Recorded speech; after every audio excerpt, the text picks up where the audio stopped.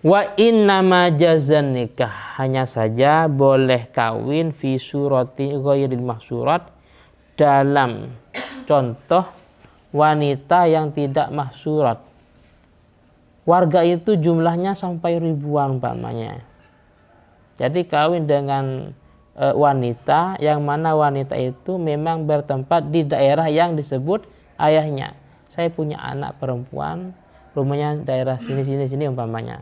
Daerah Sidoarjo, Kecamatan Sukodono, terus kelurahan sekian, RT sekian, tapi warganya banyak. Lah kenapa kok boleh sedangkan yang mahsur nggak boleh? Karena rukhsatan minallah. Karena itu kemurahan. Karena warganya banyak. Itu kemurahan dari Allah Ta'ala. Kama syarraha bihil al-Khittabi. Seperti yang dijelaskan Imam Al-Khittabi. Kenapa li'alla yunsadd alaihi babun nikah? Supaya tidak tertutupi alaihi atasnya babun nikah, bab nikah. Dan seandainya kalau diharuskan membatalkan pernikahan padahal warganya banyak, bagaimana? Maka di sini akan mengurangi tentang bab pernikahan. Paham ya? Jadi kalau seandainya orang tuanya menyebutkan, saya punya anak di daerah Jawa Timur, Sidoarjo, Kecamatan Sukodono, lurah ini umpamanya. Ternyata warganya banyak. Seandainya syariat mengharuskan, ini nggak boleh dilanjut pernikahan ini. Padahal warganya banyak. Kalau diharuskan seperti itu, maka yang namanya akad nikah ini akan berkurang. Paham ya? Terjemahnya, li'alla yunsadd alaihi babun nikah, supaya tidak tertutup rapat tentang pintu pernikahan. Wa min furu'i hadhil qaidah, termasuk dari cabang kaidah ini ma dzakarahul Ghazali fil Ihya, yaitu sebuah permasalahan yang disebutkan oleh Imam Ghazali dalam kitab Ihya. Annahu law wakkala syakhsan, jika ada seorang mewakilkan pada orang lain, law wakkalah, jika seorang mewakilkan syakhsan pada orang lain, mewakilkan fi syira'i jariyatin, di dalam membeli budak perempuan, wa wasafaha, dan menyifatinya. Budak perempuan yang rambutnya warna merah ya, terus fisiknya tinggi sekian umpamanya, terus kurusnya sekian, semuanya disebut ciri-cirinya. Ini budak ya.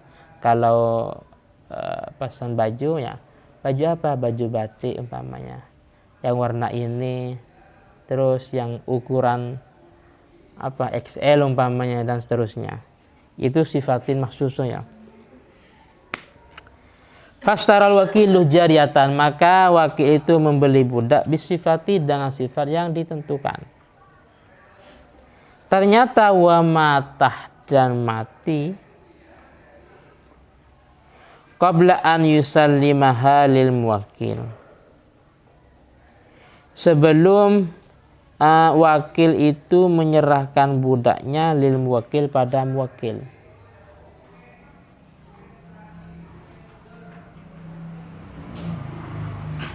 Maka dalam hal ini lam yahil lil muwakil, maka tidak boleh bagi muwakil, tidak boleh watwaha, mewateknya.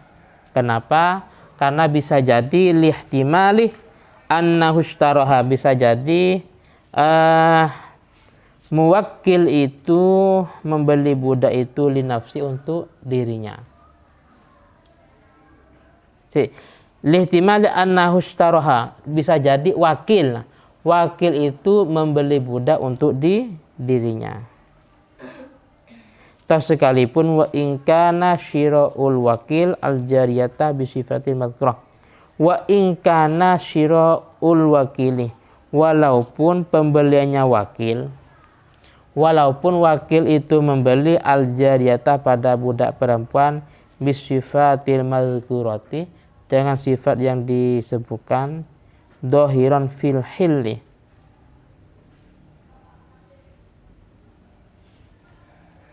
itu secara dohir fil hili dalam kehalalannya. Walakin aslu akan tetapi hukum asal at-tahrim itu haram hatta yutayaqqana sehingga diyakinkan opo sababul hili sebab kehalalannya. Paham ya?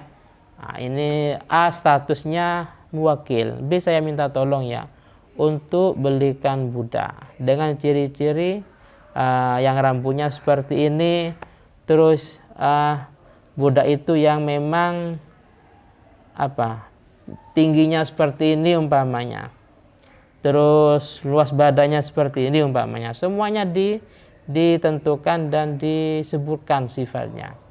Akhirnya sebelum wakil itu menyerahkan budaknya kepada wakil, ternyata wakil sudah meninggal. Jadi wakilnya meninggal, maka bagi muwakil tidak boleh langsung memanfaatkan budak itu baik dengan cara wati atau yang lain. Kenapa? Karena bisa jadi budak yang dibeli wakil itu membeli untuk pribadinya, bukan untuk muwakil.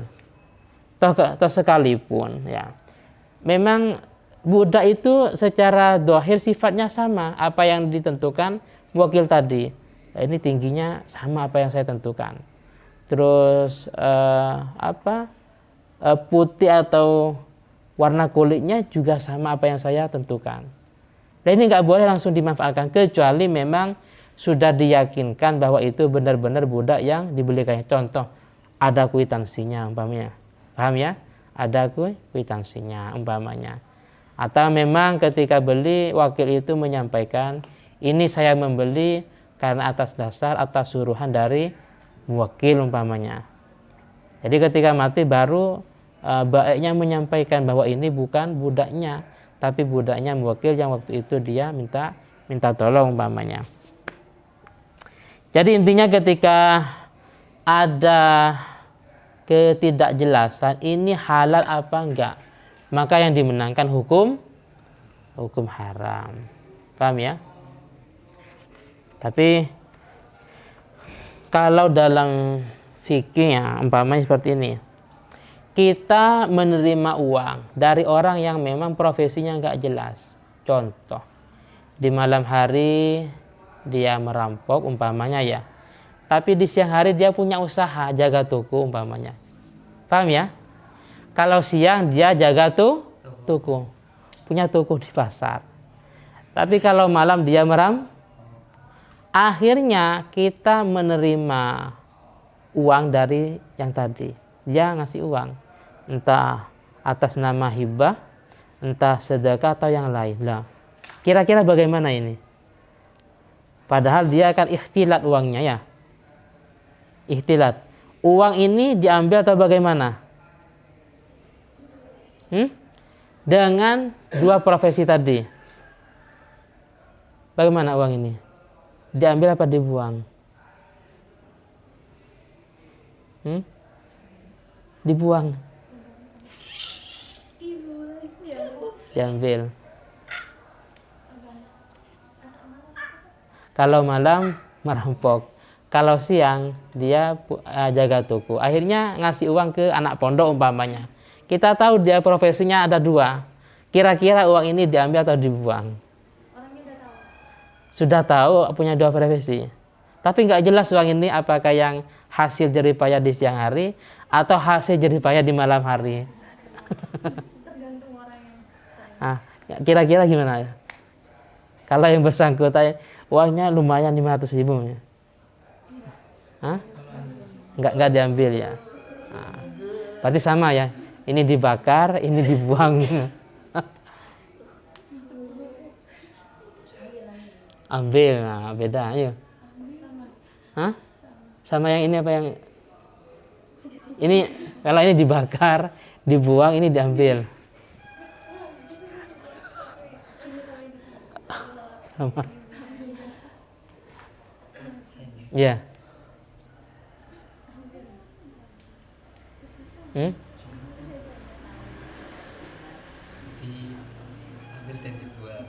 Diambil dan dibuang. Gimana? Diambil. Diambil, dibawa ke pondok ya. Jadi digunakan untuk hal-hal yang tidak Tidak. untuk hal yang lain. Jadi bukan untuk perut seperti beli pulsa umpamanya. Beli sandal. Sandal digunakan berangkat ke masjid.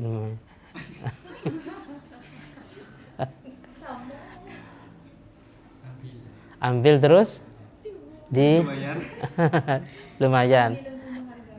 Ambil untuk dihargai. Yang terakhir, diapain uang itu? Diambil apa ditiduri atau gimana? Dicarein.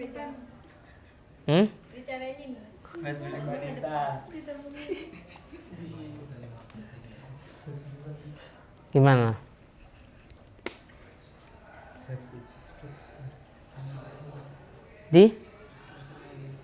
Terserah.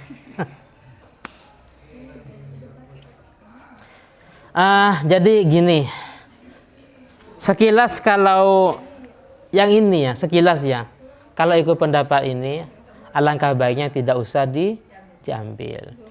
Tapi dalam i'anahnya juz 3 bagian awal itu gini, secara mayoritas ulama fikih mengatakan, ini siapa ini? Ada Ghazali enggak ini? Enggak ada ya? Imam Ghazali enggak ada ya? Oh ya, ini ada Imam Ghazalinya pantasan. Di sana gini, lau ukhidah mimman biyadihi halalun wa haramun. Paham ya? Lau ukhidah mimman biyadihi halalun wa haramun. Ketika kita menerima harta dari orang yang profesinya harta itu halal dan haram. Dicontohkan di sana kasultonil jair. Paham ya? Sultan jair ya. Seperti pimpinan yang tidak adil. Gampangnya kalau punya lembaga mendapat bantuan dari pemerintah, itu diambil apa enggak? Di sana pendapatnya diambil walaupun makruh, diambil enggak apa-apa. Malam yatahaqqaq, selagi tidak nyata, tidak diyakinkan bahwa itu memang hasil dari yang haram. Jadi memang ada beberapa pandangan pesantren, kalau ini terkait dengan orang pemerintah ya kan, ada beberapa pesantren juga tidak mau menerimanya. Ada yang menerima tapi digunakan untuk bangun WC ya, atau yang lainnya.